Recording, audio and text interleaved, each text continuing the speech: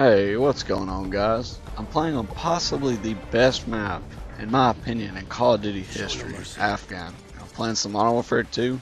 I'll be running around with the SPOS 12 and occasionally using the FAMAS to get those long-range nerds camping in the bunkers. Anyways, guys, I hope you enjoy this gameplay. I really like this game, and this is just a gameplay I got a few days back with my friend. I was playing with him for a little bit, and he was also the same guy that I was playing some Nuketown Black Ops 2 Zombies. So I hope you guys did enjoy having him as the, I guess the Tricom, I guess you can call it. He was also with his brother and I. We were all three playing some zombies, and it was really fun. And I'll probably do some more of those if you guys are willing to be up for it. So, anyways, I want to talk about a few things today. This is a pretty decently long gameplay, so you can sit back, relax, get you a snack, maybe some chips, do whatever. I'm going to be really chill about this. Okay, so let's get started. Okay, so I did talk about a few other commentaries ago. I talked about maybe even just the recent commentary, I don't know. Anyway, I was talking about basically getting a new software because the software that I'm currently using, it's really just a little free software that came with the Hopage Gaming Edition HD PVR, and it came with the software. Now, I don't know if any of you out there are currently purchased the Gaming Edition HD PVR or whatever, and it comes with its own little software. It's called ArcSoft Showbiz. And it's roughly a $20-ish program, probably a little bit cheaper because it comes with it, and it's about $20 more than the regular Hopage HD PVR.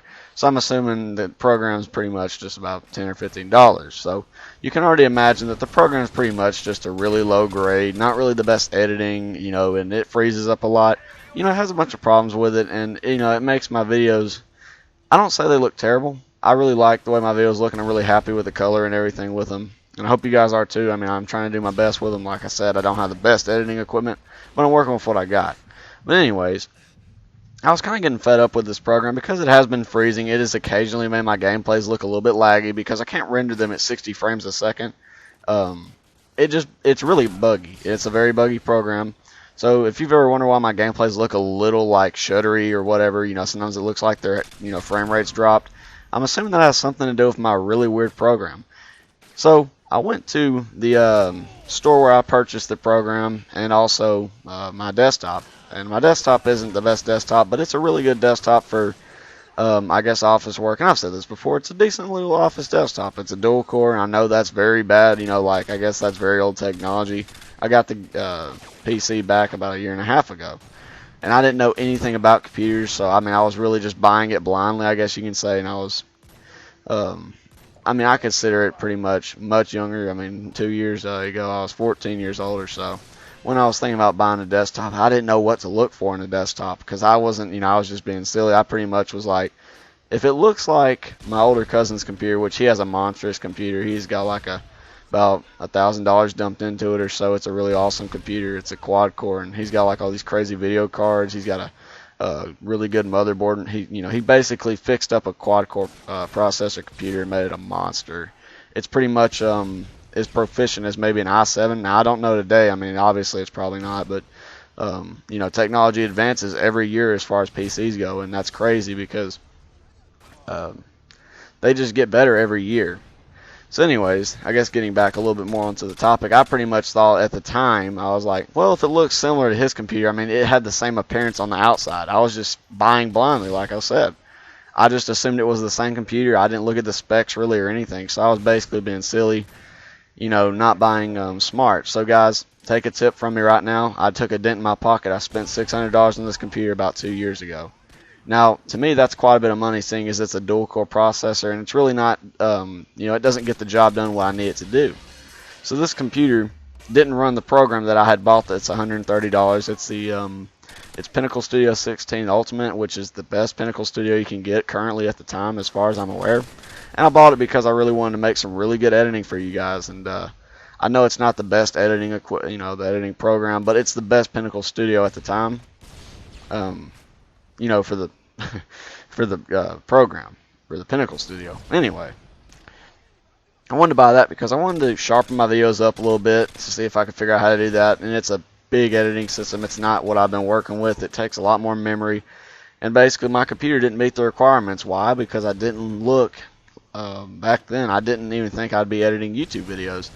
But apparently, my computer doesn't run it. So I looked into it, so I took it back to Best Buy and I said, hey, what all do I need to pretty much run this program proficiently? You know, not just barely get by with running the program. I don't want to barely run the program to where it's still laggy and freezes. I want to run it proficiently. I want to be able to possibly play some first-person shooters on my computer. I want a pretty dang good computer. So they said, you know what?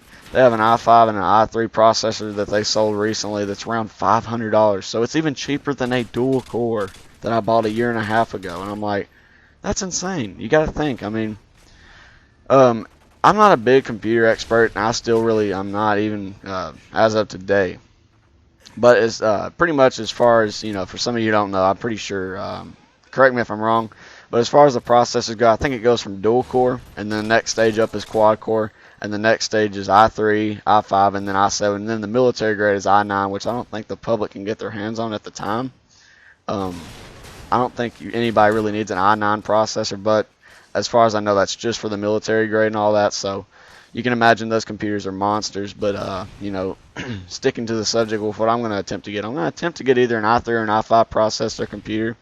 Hopefully, I have 8 gigs of RAM, because the current one that I have, it only has 4 gigs of RAM. It has you know, it doesn't have the best video card in it. The video card's like more than 6 or 7 years old, so you can imagine it's really outdated software and hardware. And pretty much just take a note from this. My computer's pretty much just old. I mean, the computer is like 6 or 7 years old at least. I mean, I'm just going to assume it's at least. And then on top of that, it's a dual core. So pretty much it is not made to do any of the stuff I'm attempting to do with it. So really, you guys have got to pay so much attention to what you're going to buy, especially big high dollar products, because you can definitely burn a hole in your pocket. Because what I did, I learned a lesson, and I hope you guys can learn a lesson from this too. And basically just say, okay, look, I got to really pay attention and see if this is exactly what I'm going to need to do what I need to do. Especially with computers, because I've stated this, you know, just recently in this commentary, that technology changes so rapidly in today's industry.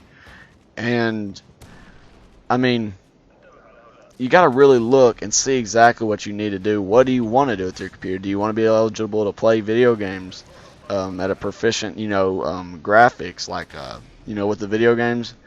The computers are way more complex than consoles get. The consoles, they run the video games, the graphics go up as far as pixels. I think it goes a little over 700, but it doesn't go to 720p, I don't think.